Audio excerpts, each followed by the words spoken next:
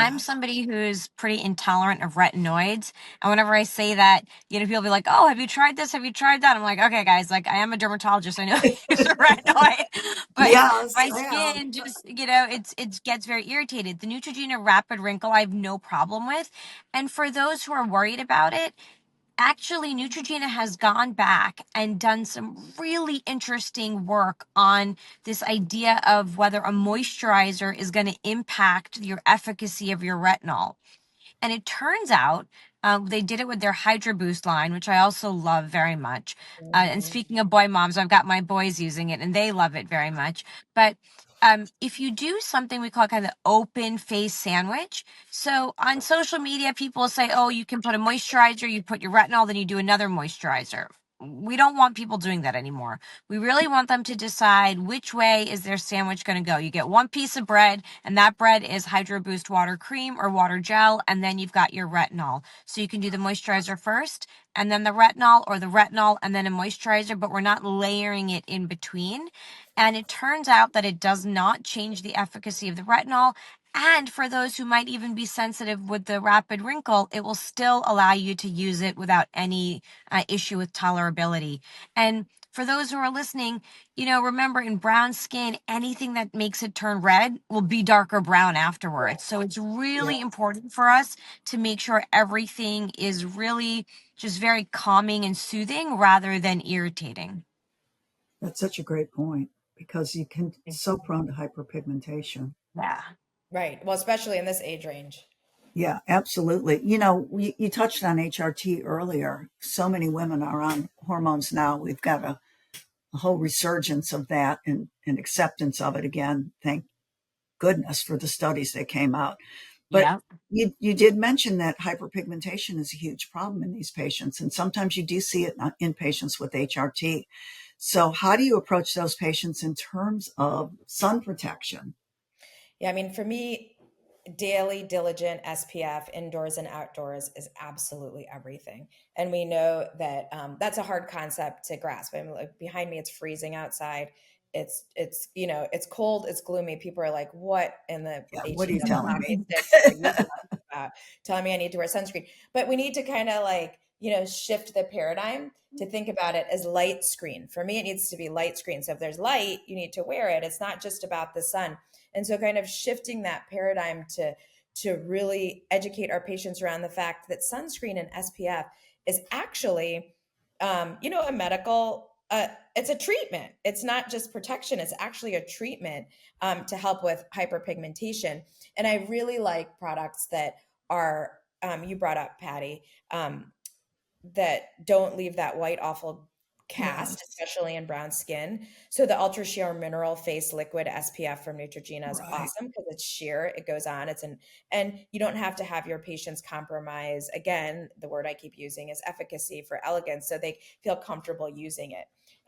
I always joke around with my patients that you have to have like an anti-Tinder approach to sunscreen. You can't just grab the first sunscreen that looks good or smells good, or else the Anti-Tinder. relationship ain't gonna last. You need to have a sunscreen that is like you're gonna, have a long-term relationship with. So get to know it. And this is Oh one that's my great. gosh, that's so funny. I love I that. also tell people, I mean, yes, the Tinder sunscreen or the Tinder light screen, I think is definitely Yeah. has to be the Yeah. motto. But I tell people the same thing. I'm like, if you can see and it's daylight, you need to have Yeah. sunscreen on. But the Right. thing that a lot of people get confused about is that they think of sunscreen having to be something different than moisturizer. So they'll say, oh, my moisturizer's got sunscreen in it. And I always say, why don't we Yes. think of it the other way? Your sunscreen has moisturizer in it. So use the sunscreen instead of doing extra steps. Because the other thing about perimenopause and menopause, right, is that by the time you get into it, you're a busy person at that point in your life. And Exactly. you Yeah, don't probably need the other busiest. things taking extra time. Like I'm sitting here chatting with you guys in a car parked while my son's doing a school interview. Like how many things can you do at once? So you don't need extra. I love sunscreen as a moisturizer. There's nothing to say that sunscreen can't be your moisturizer. So skip a step and, do the treatment.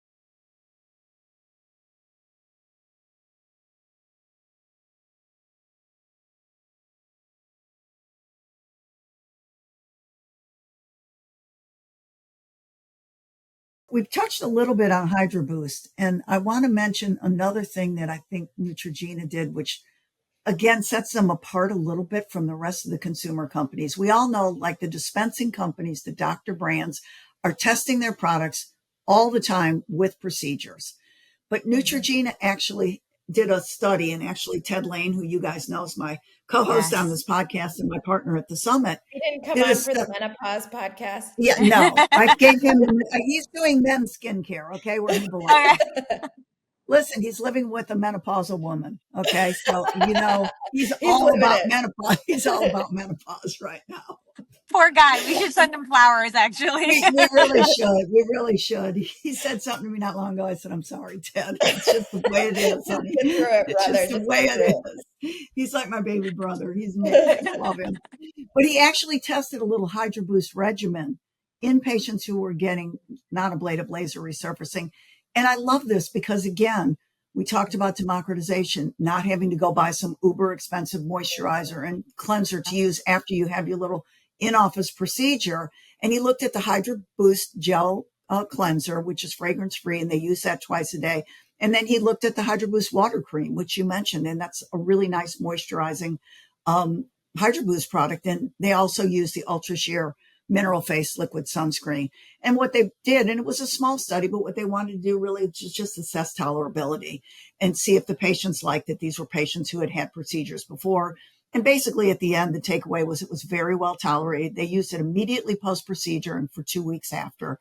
And that the patients really felt they had less erythema, they had less downtime, they had less stinging and burning, and they had a great post-procedure experience. So this again is a really nice on-the-shelf option for us to look and turn to, because these procedures aren't inexpensive, as we know. So it's nice to be able to have something OTC that we can recommend that's actually been looked at with procedures. So I know you guys are doing procedures on these patients.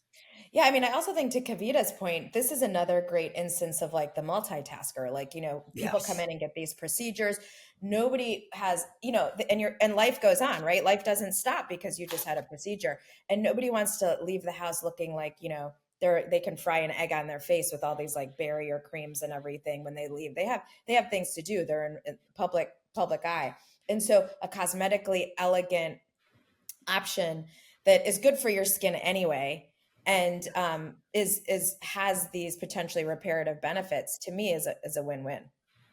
Agree. I couldn't agree more. And especially, not just post procedure, but like sometimes post procedure, what happens is people are such good rule followers that they give themselves milia or clogged pores or acne with the emollients that they're using to heal their skin. So you go from one thing that you're trying to fix to now having to undo what you did in the healing phase. And I found that the Hydro Boost doesn't do that. And it's also great for long-term aftercare. So you know that the patient's not going to break out in acne, or if they have acneic skin, they need something that's gentle, that's going to get them through that little, flare. And so I use it as a go-to moisturizer all the time, not just post-procedure, but I have confidence in it that after whatever we're doing, it's not going to mess up the results, which is the key thing, right? Like you can't have people go home and mess it up. Right. And All the it would time. be interesting to see if actually it in some ways may enhance the results a little bit. That would be a nice kind of next step to this. Is it not just, helping post procedure, but is it actually enhancing post procedure?